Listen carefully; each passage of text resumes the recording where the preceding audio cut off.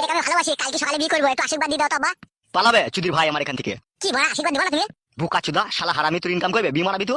ও অজলে চাচি, তুমি তো আব্বাকে বুঝিয়ে বল দাও তো। আবার অজলে চাচি কি বলবে বে? তুমি গায়ে পাকা মারাইছো নাকি? তোমার কথা শুনলে আমাকে মরতে হবে লো, তোমার কথা আমি আর শুনবো না।